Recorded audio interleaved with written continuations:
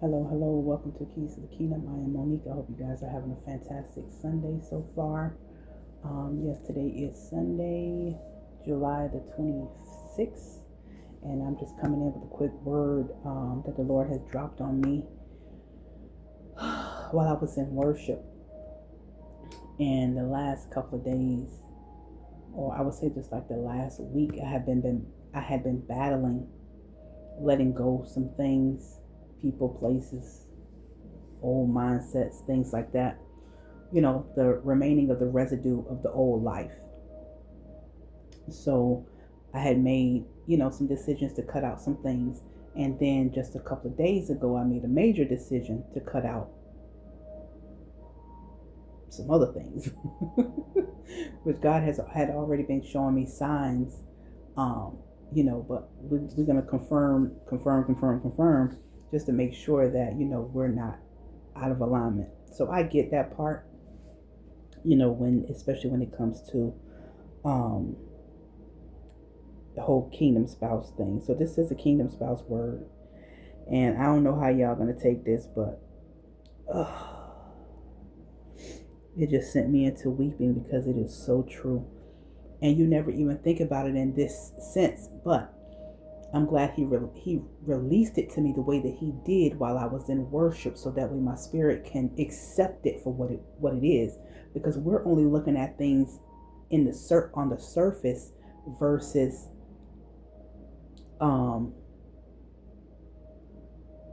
the spiritual sense of it, but not as deep as we should be.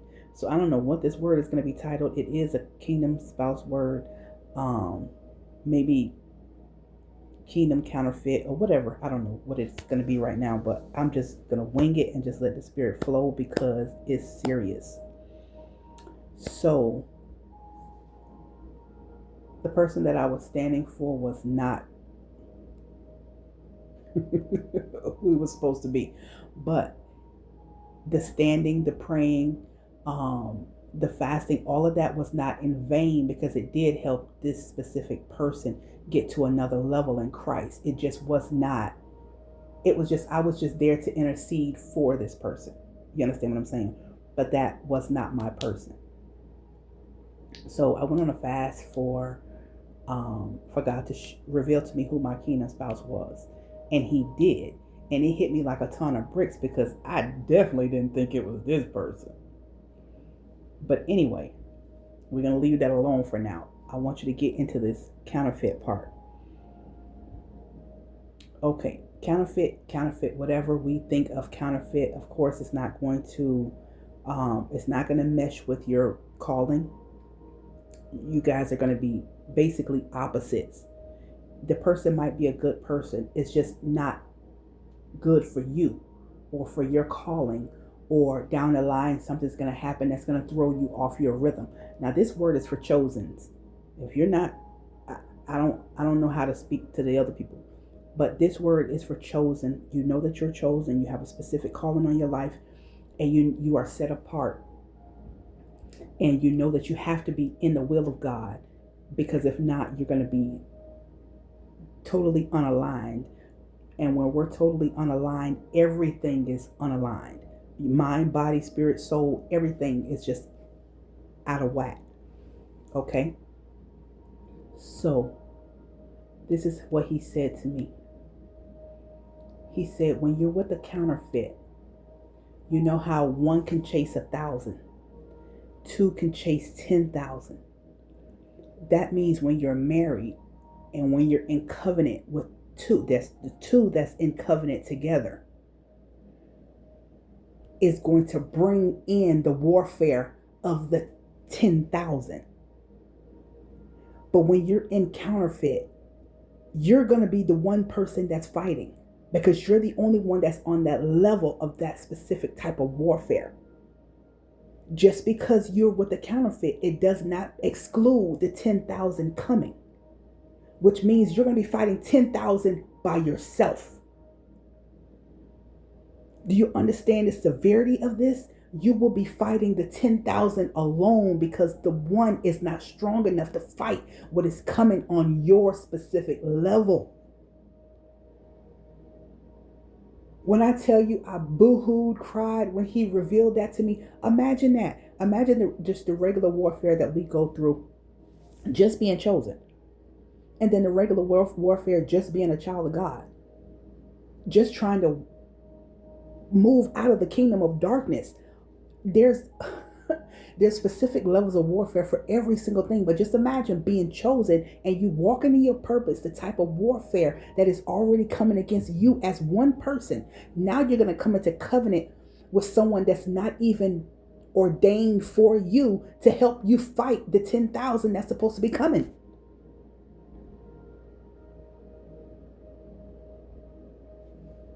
So Deuteronomy 32:30. How could one chase 1,000 and two put 10,000 to flight unless their rock had sold them and the Lord had surrendered them? This specific verse comes from one of the battles that they had to fight as they were entering their promised land, or while they was in the promised land, or whatever. I didn't research it far enough. He just gave me a verse to tag to the message.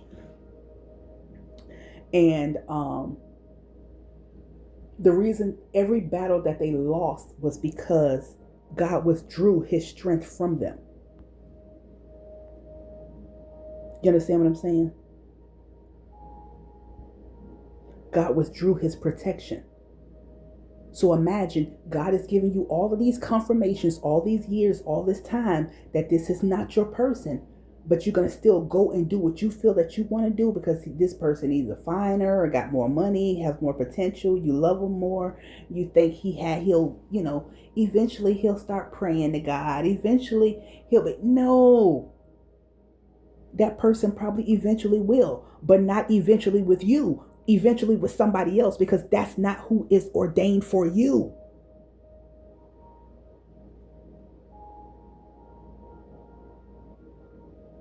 You understand? You will be fighting 10,000 by yourself. Imagine that. Make the decision to cut it off and tell the Lord, if it's for you, if it's meant for you, it'll come back around. And Lord, do not let me make the mistake of marrying the wrong person. And he will protect you from it. I don't care what it takes, Lord, if I have to, whatever you have to tell him to make sure that you don't make this mistake. Because just imagine how embarrassing this is going to be, that you stood for a person that was not for you. You married him, and then before the year is out, you end up divorcing him. You're going to blame yourself, blame God. Now you're going to put yourself in a whole nother, in a state of either depression, or you're going to feel sorry for yourself. You're going to regret your decisions, and then it's going to set you back. You're going to be in a total setback instead of just making the decision. Boss up now, make the decision and say, hey, I'm done. You ain't even got to say nothing. Just withdraw and let God do the back end work. You understand? Because God just dropped this on me today. This decision I made was yesterday, or the day before yesterday, or actually I have been making a decision. It's just I had to put the action behind the decision. You understand what I'm saying? Take accountability for your own action. Because yes, God is going to be there to protect you, but you're opening the door for the 10,000. Now you're giving the enemy a legal right to come in and do whatever he needs to do to you. You're the one that's going to take the heat, because this person don't even know your type of level. He doesn't even, he or she, I'm saying he because I'm a woman, but he or she, whatever the case may be, is not going to even understand the level of warfare. But you will, because you're going to be beaten, tore up. You ain't going to know up from down. You understand what I'm saying? Make the decision. Cut the cord now and let God bring in who he's supposed to bring in, because he's not going to bring in the right person, because the wrong person is already occupying the space. Mentally, physically, your prayers are geared towards this person. Instead of you just withdrawing everything, just do prayers naturally. Don't put a face to it. Don't put a name to it. Just let God flow. But you've got to do your part, because you're the one that gave this person the seat. You're the one that has to have them remove themselves from the seat. Excuse me. Whatever you have to do, cold turkey, cut it off, whatever it is you got to do, ghost it. Hey, it is what it is, Lord. How many other things you've had to ghost for the kingdom of God? You understand what I'm saying? Imagine going through that and then you having to go back to God and beg God, Lord, why he's not acting right? Lord, why she's not acting right? Oh my God, I can't believe she did this. Oh, he cheated on me. Lord, you said. What he's been saying the whole 2 years, you've been ignoring because you only seeing things from your own point of view.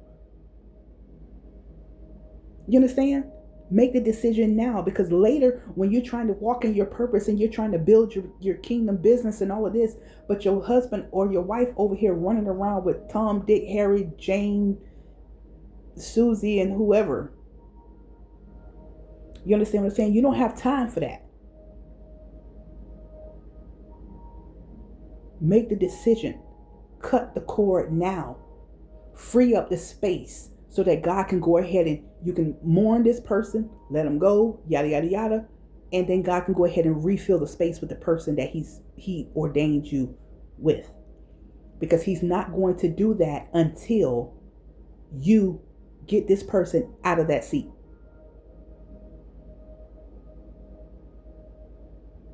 You've overstayed your welcome, partner. It's time to go. Okay? I love you like a fat kid love cake. I'm not even mad. Just done. Okay? I'll see you in the street. I throw my hand up to you. Hey, how you doing? All is well in the kingdom of heaven. All right? So, that's all I have. I hope you guys understand where I'm coming from with this word. Make sure you take it back to the Father. Take me to the Father, please. And while you taking me to the Father, say a prayer for me too. Because, baby, I need it too. Okay? We in this fight together. We are trying to make it to the kingdom of heaven. All I want to hear is, well done, my good and faithful servant.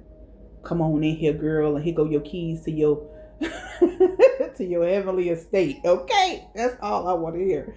But anyway, let me just end it right here. I don't want to make it too long so that way you can understand it.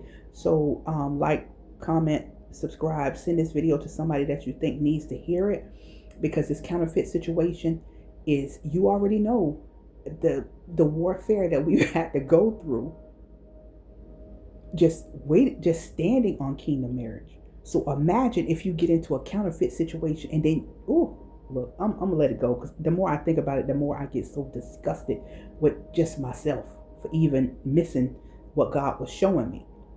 But anyway, if you've had, if the Lord has been putting this on your heart as well, let me know down in the comments, and I'll see you on the next video. All right, be blessed.